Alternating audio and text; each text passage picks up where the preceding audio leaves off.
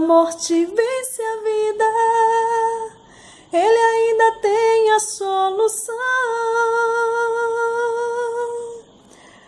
Bom dia, boa tarde, boa noite, boa madrugada.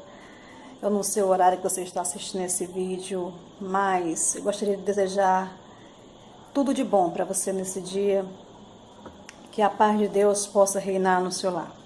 Amém?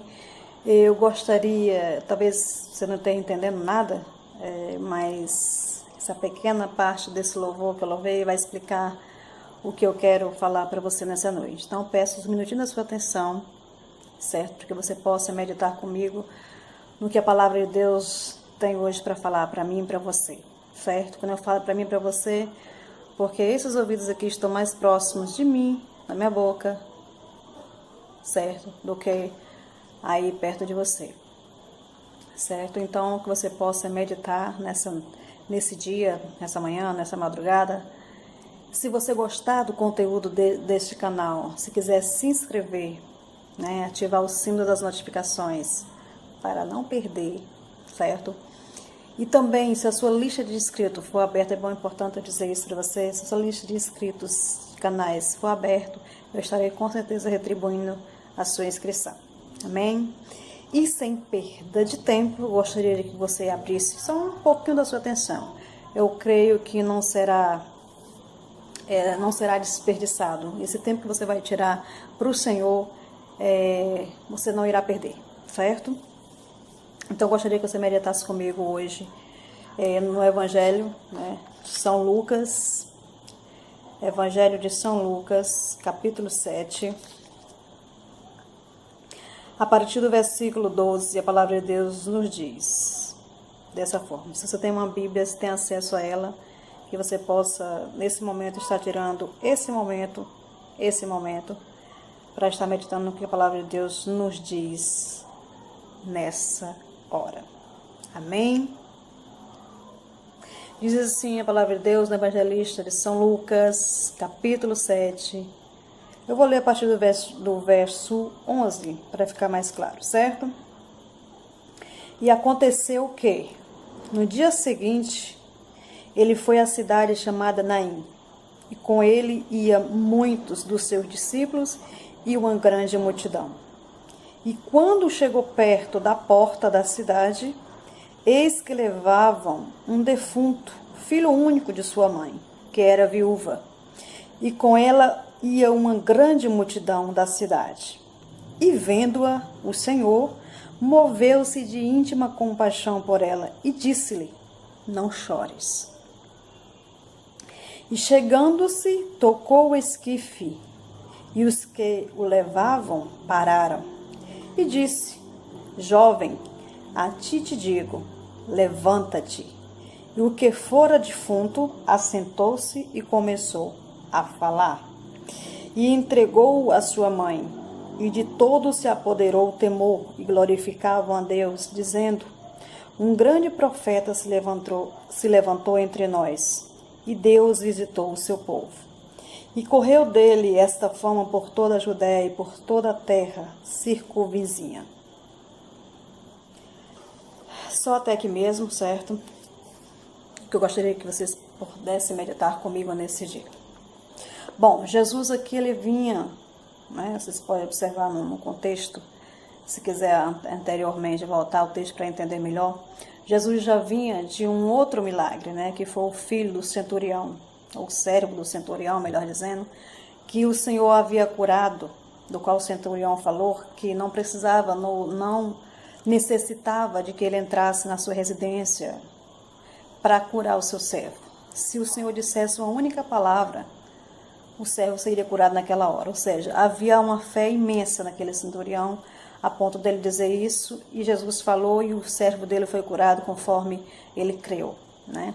Aqui nós temos um texto também que fala sobre um outro episódio de uma cura de Jesus, que foi o filho da viúva de Naim, certo? Um filho único, que no caso, não sei se você sabe, mas era o herdeiro da família, porque não existia mais laço ali masculino para dar geração àquela família, e o único, né, filho daquela mulher havia ali padecido, né, jazia ali naquele esquife, uma espécie de caixão, do qual não tinha na época, mas é uma espécie de locais onde levam uma pessoa que jaz, né? E o que me chama a atenção aqui nesse texto bíblico, né, é uma coisa que eu gostaria de chamar muito a sua atenção para isso. Talvez você esteja passando por esse momento, ou talvez algum parente, ou talvez vai enfrentar algo, coisa do tipo. E é por este motivo que eu senti de Deus de falar. Eu não costumo falar nos meus sermões, nas minhas pregações, palavras muito adocicadas. Eu gosto de falar aquilo que Jesus manda falar sem passar muito açúcar. Mas eu senti de falar, trazer essa palavra de conforto, para que você possa meditar e ver o tamanho, a grandiosidade deste Deus. E o que me chama a atenção é que uma multidão ali se encontra com a outra, porque viu uma multidão, Jesus, e a outra multidão com aquela mulher, né? E as multidões se encontram, e Jesus, ao ver aquela mulher chorando, né? Eu acredito que não só a mulher estava chorando, mas muitas pessoas estavam ali comovidos, né? E a palavra de Deus nos diz bem claro que Jesus encheu-se de íntima compaixão por aquela mulher, por aquele acontecimento, por aquela situação. Aí você poderia me dizer, mas será que Jesus não se sente compaixão por outros casos? Por que esse foi específico? Porque a palavra de Deus diz, a palavra grifou esse caso específico. Não quer dizer que Jesus não teve compaixão por outros casos. A Bíblia também cita o caso de Lázaro, né? Mas aqui o Senhor deixou claro, deixou específico, deixou grifado o caso desta mulher. E o Senhor diz para ela, né? Chega para a mulher e diz, não chores. E isso me chamou a atenção.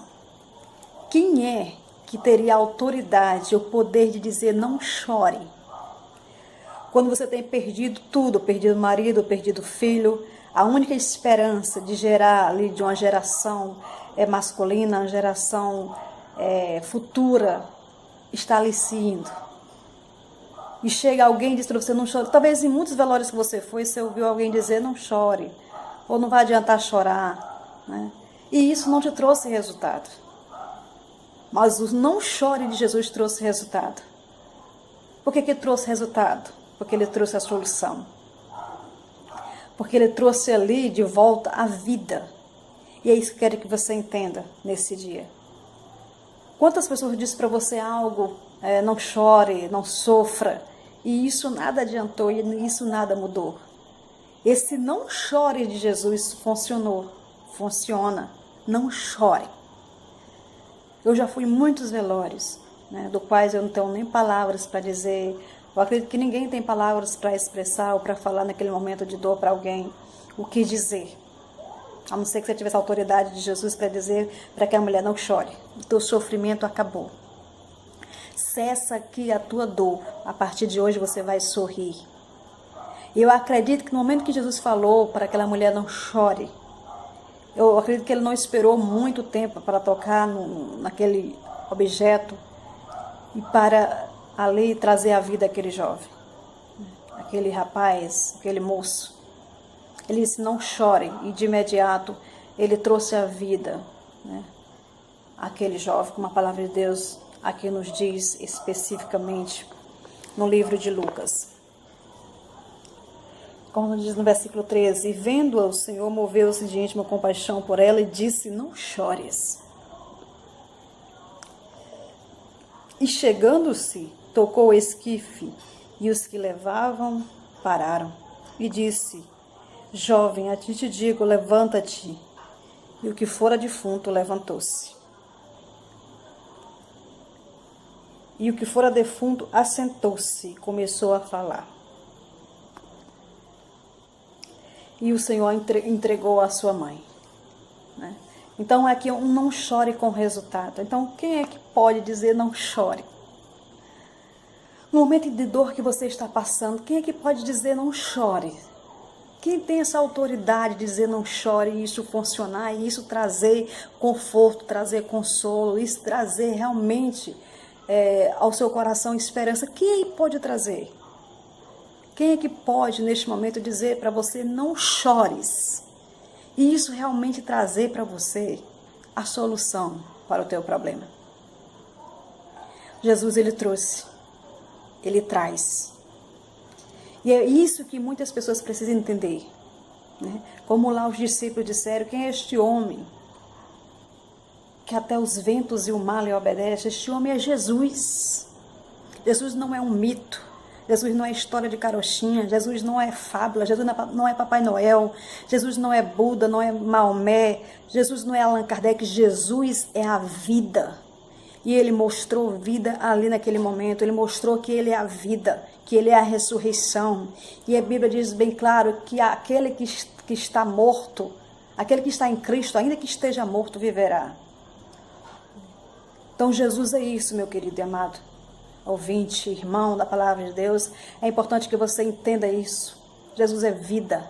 E se você segue esse Jesus da Bíblia Sagrada, que não está morto, que não está mais pendurado numa cruz, é importante e necessário que você ande com uma pessoa que serve a um Deus vivo.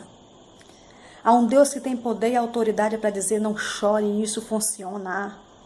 Há um Deus que tem autoridade e poder para dizer levanta-te, anda, e a pessoa verdadeiramente levantar. Eu não estou falando aqui simplesmente de curas, de bens materiais, de coisas terrenas. Eu estou falando daquilo que Jesus Cristo pode trazer para a tua alma, para a tua vida espiritual. Porque este foi o propósito de Jesus. Talvez muitos não entendam, né? E ver que Jesus fez muitos atos, fez muitos milagres, Jesus fez muitas coisas extraordinárias nessa terra. Foi considerado profeta, foi considerado... Tem vários nomes que deram para ele, um iluminado. Mas o propósito de Jesus foi trazer vida, e vida com abundância. Ele curou, ele salvou, ele trouxe vida física. Mas o propósito de Jesus maior foi salvar. Este é o propósito de Jesus Cristo até hoje, porque ele ainda não voltou. E enquanto ele não voltou, enquanto ele não voltar, enquanto ele não estiver retido na sua glória, o propósito de Jesus Cristo é salvar. Veio buscar e salvar o que se havia perdido, Lucas 19:10. É isso que Jesus Cristo veio fazer, buscar e salvar o que se havia perdido. Esse é o propósito do Senhor. Não é só curar o corpo físico. O propósito de Jesus Cristo não é só trazer saúde física, saúde mental, saúde espiritual. O propósito de Jesus maior neste mundo é salvar a alma. Salvar minha alma, salvar a sua alma. E ele diz isso na sua palavra. Ele diz na sua palavra, João 8:32. Um versículo bastante conhecido, mas é necessário que você entenda que o Senhor nos diz, conhecereis a verdade, e a verdade vos libertará. Aí você diz, mas irmã, pregadora, herege, protestante, não sei como é que você me chama, mas talvez você me diga, mas como é que Jesus, como é que eu vou entender isso, ou como é que eu, sei lá, o que você possa pensar. Mas a palavra de Deus diz que ele veio para buscar e salvar os que se haviam perdido, conhecereis a verdade vos libertará. Talvez você diz, mas eu já conheço a verdade.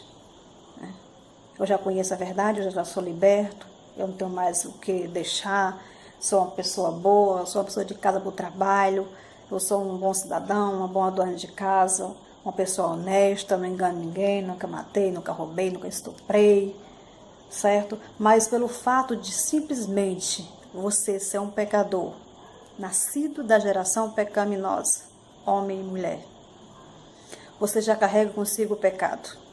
Por isso Jesus diz, conhecereis a verdade, e a verdade vos libertará. E quem é a verdade? A verdade está em João 14:6. Eu sou o caminho, a verdade e a vida. E ninguém vem ao Pai a não ser por mim. Então não adianta você buscar a salvação ou buscar a vida eterna através de outros meios que você não vai encontrar. A Bíblia diz que é Jesus. Às vezes as pessoas não compreendem por que a gente prega somente Jesus, por que a gente fala somente de Jesus, por que a gente não fala da mãe, por que a gente não fala do pai, do irmão, por que a gente só fala de Jesus, porque de Gênesis a Apocalipse está anunciando Jesus. Foi Ele que veio buscar e salvar os que se havia perdido, foi Ele que deu a sua vida, foi Ele que renunciou ao seu trono de glória, foi Ele que aniquilou-se, ou esvaziou-se, melhor dizendo, esvaziou-se da sua glória, esvaziou-se de si mesmo, para vir habitar entre os homens e dar a vida por mim e por você. Dar a vida por mais miserável que seja o homem nessa terra, mais bárbaro que ele seja. Jesus Cristo veio dar a vida por ele. Se existisse só você neste mundo, Jesus Cristo teria dado a vida, teria vindo para dar vida. Se existisse somente você, José, Maria, Pedro, ele teria vindo dar a vida. Porque foi esse o propósito de Jesus Cristo. Buscar e salvar os que se havia perdido. E quem precisa de médico não são os doentes. Isso para aquelas pessoas que dizem, fulano depois que já fez tudo de errado, depois que já matou, depois que já roubou, depois que fez tudo de errado, agora é santo. Agora é uma pessoa de outra religião, mudou de religião, mudou de fé, ou sei lá os nomes que as pessoas usam hoje, enfim. Jesus Cristo veio buscar os doentes. E quando eu falei de doentes aqui, não é doente físico. Veio da doença espiritual, que talvez você não tenha nenhuma doença física. Você talvez não tenha uma doença mortal, fisicamente falando, mas se você é um mentiroso, uma pessoa altamente orgulhosa, se você mente, você possui um câncer, uma doença terminal, que precisa de cura, e esta cura está em Jesus. Porque para Jesus, meu querido, não existe pecadinho e nem pecadão. Para Ele, tanto a minha mentira, como o seu assassinato, como o seu adultério, para Ele pesa igual. Claro que existem consequências diferentes. A minha mentira não traz uma consequência, talvez, posso dizer, escandalosa. Já o teu assassinato, já o teu adultério traria. Então, há pecados, com certeza, diante de Deus iguais, mas com consequências diferentes. Então, eu queria que você meditasse nisso hoje. O propósito de Jesus Cristo foi salvar e buscar o que se havia perdido. Ele é o caminho, a verdade e a vida. Não adianta você buscar a salvação por outro meio, porque a salvação só existe em Jesus. Ele diz isso na sua palavra. E contra fatos não há argumento. A palavra diz isso, não tem como a gente fugir.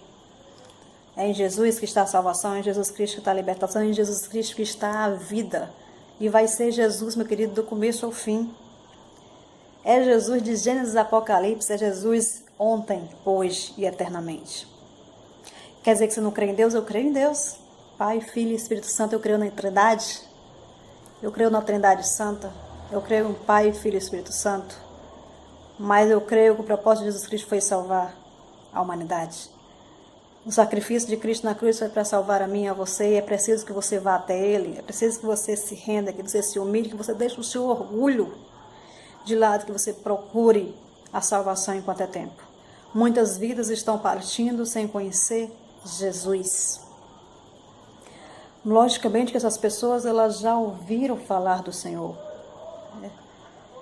E estão partindo hoje, infelizmente, porque preferiram as suas vontades, preferiram os seus deleites. Eu espero verdadeiramente que você não seja um dos tais, que você possa se render ao Senhor enquanto é tempo, enquanto é dia, que você possa procurar a salvação em Jesus. Amém? Então, agradeço muito a sua atenção por esses 20 minutos você ter me ouvido, e saiba que Jesus Cristo está a solução.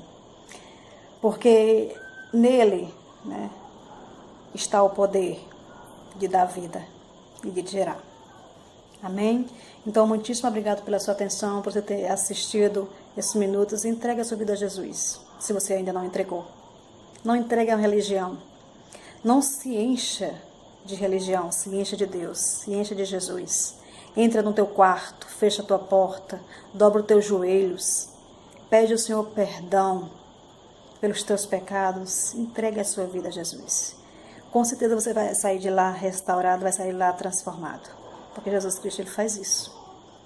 Nenhuma palavra que Ele diz volta vazia. Ele veio para transformar. Esse é o propósito dele. Amém? Então fica na paz de Deus. Um grande abraço. Entenda o que eu falei para você nessa noite. Compreenda com carinho, medita nessas palavras, certo? Que você possa ficar na paz do Senhor Jesus e Ele está voltando. Amém? Então tenha um bom dia, tenha uma boa noite, uma boa tarde, uma excelente madrugada, um bom trabalho, um bom descanso. E fica na paz de Deus, tá, meu querido? Minha querida. Então é isso aí, tchau. Obrigado pela sua atenção. Até agora. Glória a Deus por isso.